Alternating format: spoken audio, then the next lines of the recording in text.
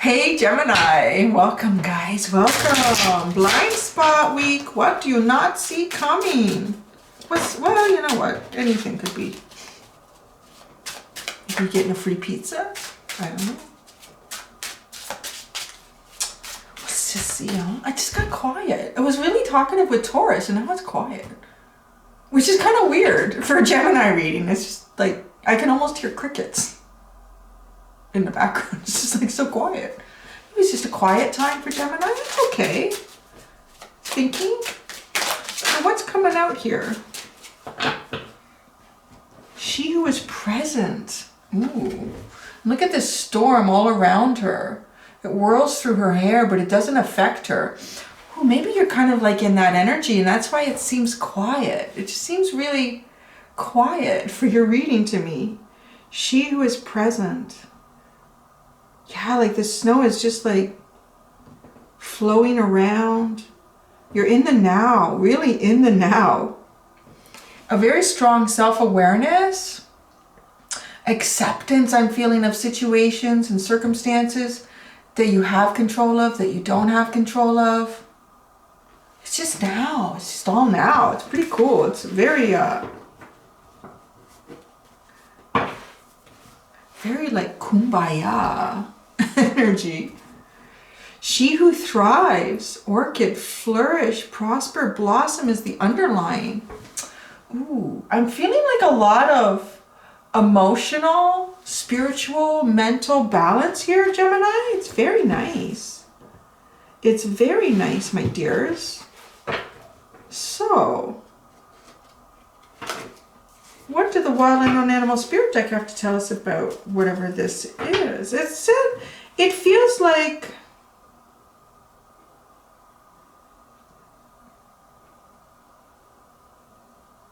there's a level of maturity in a way that's kind of been gained by you by going through shit. Like, and at this point, I kind of feel like you've experienced so much shit in so many different forms. Like,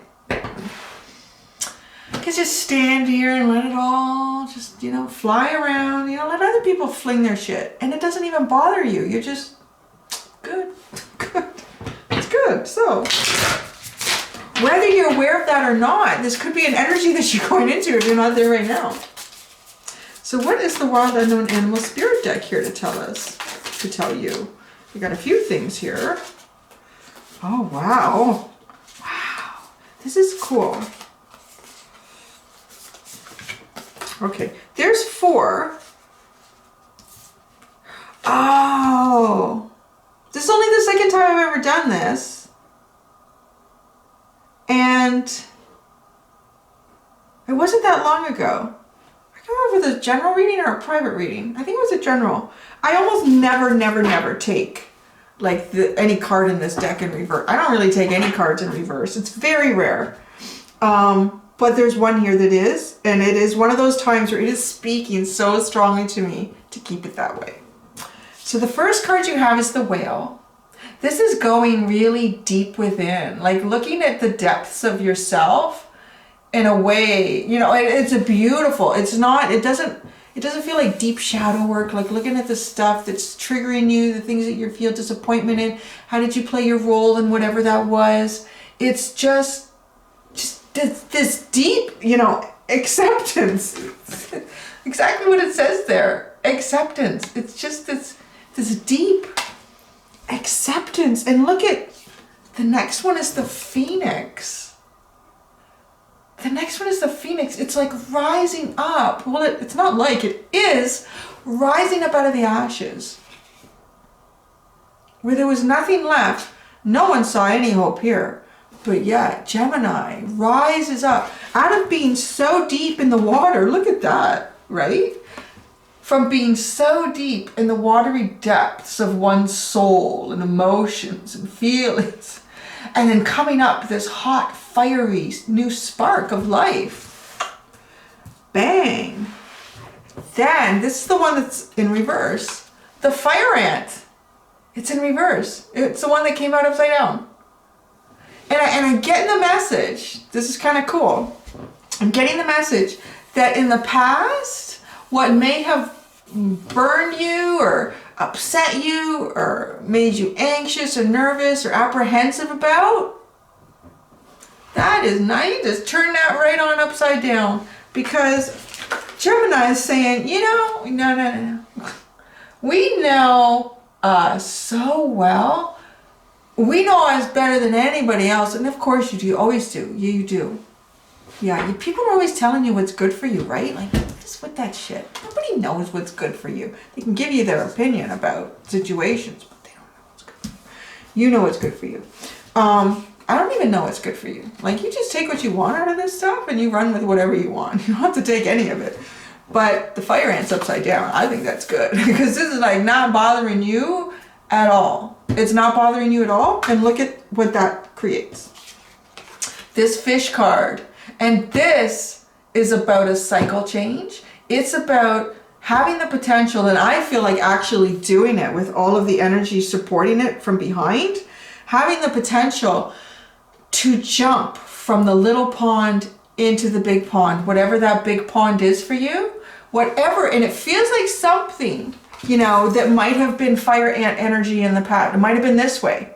Like, oh, I don't like that. I don't want that attention. Or that's too hot. That's too heavy. That's too confusing. That makes me anxious. It's okay. You're flipping it upside down. And you're putting yourself into an energy to jump into a big pond here. Now, this is quite interesting, because at the bottom is the crocodile. The bottom is the crocodile. You know the crocodile is going to be in the big pond. So you're brave. What is it? You're becoming brave. This is kind of interesting, because the Taurus reading, they had all these cards with swords and anger and fight and defiance and just, but it had put them in a terrible energy of feeling kind of trapped and apprehensive. Where this is this beautiful acceptance of self. Seeing the beauty within yourself, really. Seeing the absolute beauty within yourself. And then also like seeing the new you, because this phoenix has risen. So people might think, now that's it, right? People might think they know you, but I feel like, Gemini, there's been a change here. So they don't really know you. Because you've come up out of the ashes as this phoenix. From the deepest depths of the ocean, you came up from that. Something that would look like it wouldn't even catch fire again. It was so wet and soggy, this great big blue whale. But the crocodile. So the crocodile is in the pond. Now, what does the crocodile want with you? I don't know, but I think the crocodile's been watching.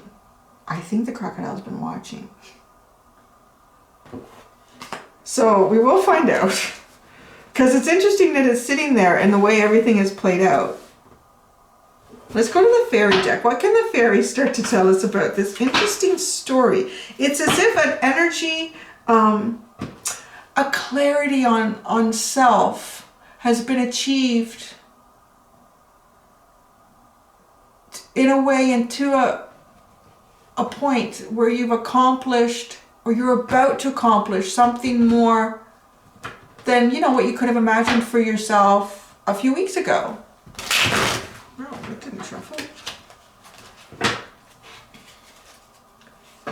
Because the phoenix isn't even, like, the phoenix isn't a chrysalis, right? Like, it's burnt up, gone, done. There's nothing there. There was a little tiny coal sitting in all that ash that, you know, was still, even after all that water from that deep dive into the ocean with the whale, it's still, but even if something is wet, if it's moist enough with enough pressure and heat, it can combust again. No? That's what you did. You combusted. And it feels very calm, though. Not in, like, a way that would be, you know, you can't maintain that type of energy, new energy. It's very balanced. So, what do the fairies have to say? What's the fairies got to say? Penelope, Dreamweaver. Oh, I love the song. Now I got that song in my head. Dreamweaver, I believe we can reach the morning lights. And you only got one. The Dream Weaver. Oh my goodness. Wow, she looks like she's just calling into her whatever she would like. And as she's elevated here, she's having like a whole out-of-body experience in her sleep. Her fingertips are lit. The glowing of the stars is all around the base of her, supporting her. Dreams are supporting her. Look at that. Her dreams are supporting her, and she holds them in almost like this little glowing crystal ball.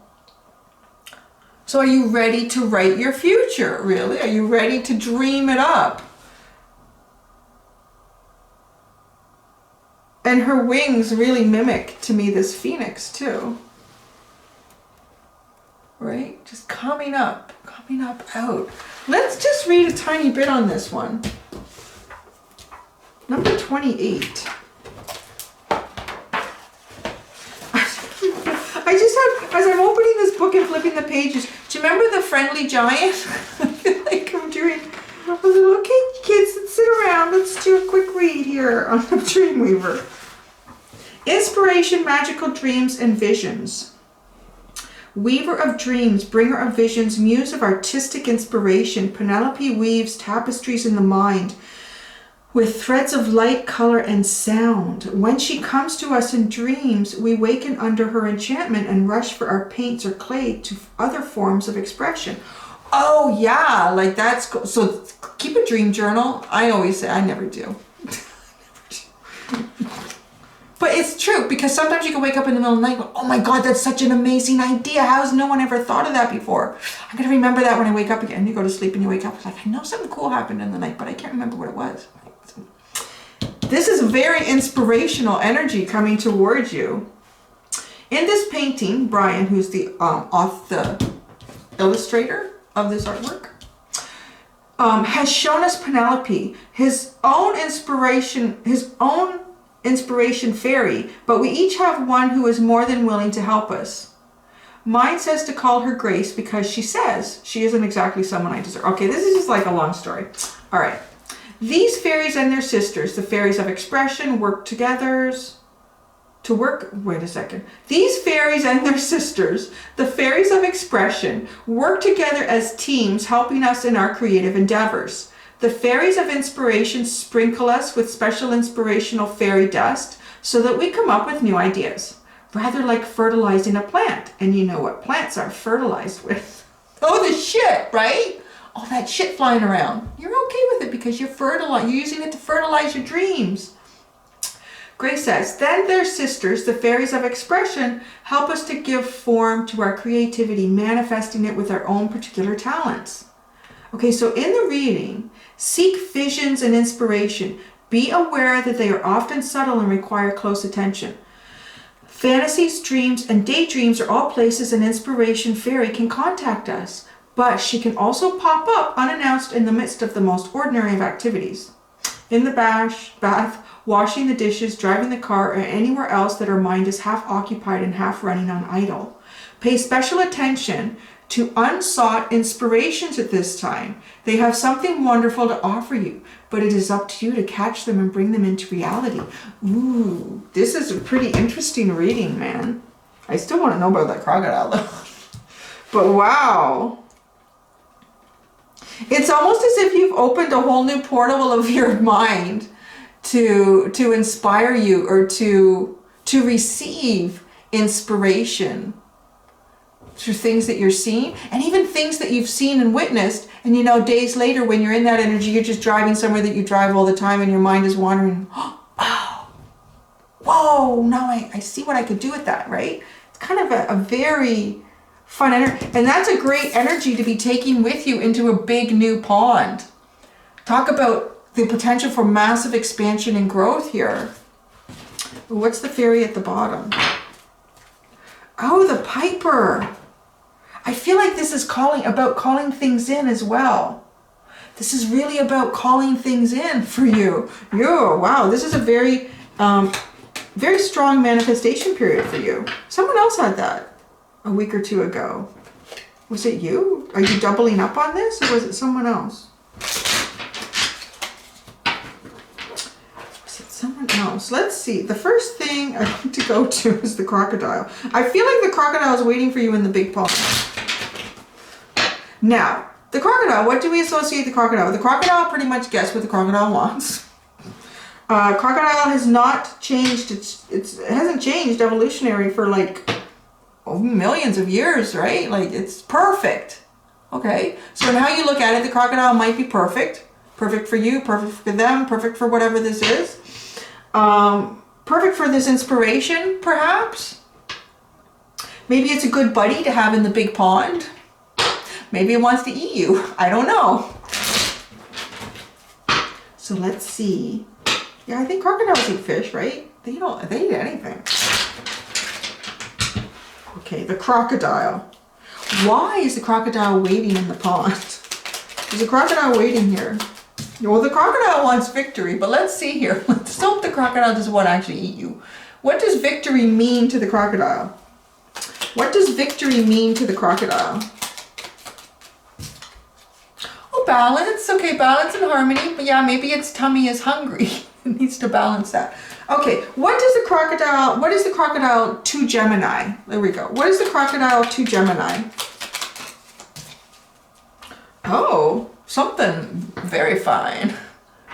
Something very fine too. Something like something that looks really good. Something that's well looked after.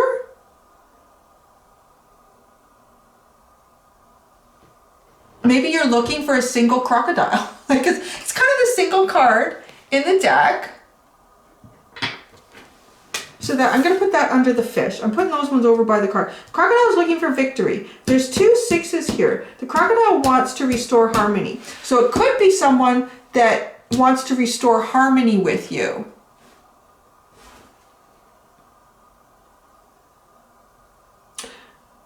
So you see the crocodile as something very fine.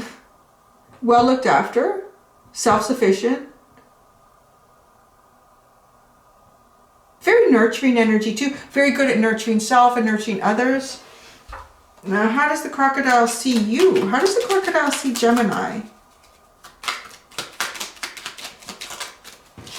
Oh, not doing anything. That's interesting. So they've been waiting for you to jump into this pond. Gemini, they've been waiting for you to come and jump into the pond. Because you've been sitting here. But, well, look what you've been doing though. You were going to the bottom of the ocean with this whale. You know, that takes time, man. Like, you can't rush that stuff. And then you were like rekindling from nothing. You know, that takes time too, right? That takes time. So, you know, all in good time. So the crocodile's been waiting. I don't know why the crocodile doesn't approach. Well, why don't we find out why the crocodile doesn't approach? Maybe the crocodile can't leave the big pond. Why does the crocodile not approach? The crocodile's busy working. Oh, look at this. The crocodile has been working and watching you. That's what it's saying. The crocodile has been very focused on work. Oh, it looks like they're working, but they're watching. They're watching and waiting and learning. Interesting. What else? Anything else you want to clarify? I know I'm in kind of a funny mood because this is like weekend. It's a little like weekend. This is like holiday readings. I'm really not here right now. I know it looks like I am. But I pre-recorded these the week before because it's March break while you're watching this now. So I'm not working. I'm just being a mom and having fun because my kid, that's what he said. I'm not supposed to call him a child anymore. So apparently, according to someone who's almost 10, a child is someone that you describe who's like from the age of 2 to 6. He's well beyond that. So now he's a kid. I get corrected like that fast if I call him, because I say him and the dog are my children. Like, we're not children, Mom. So anyways, yeah.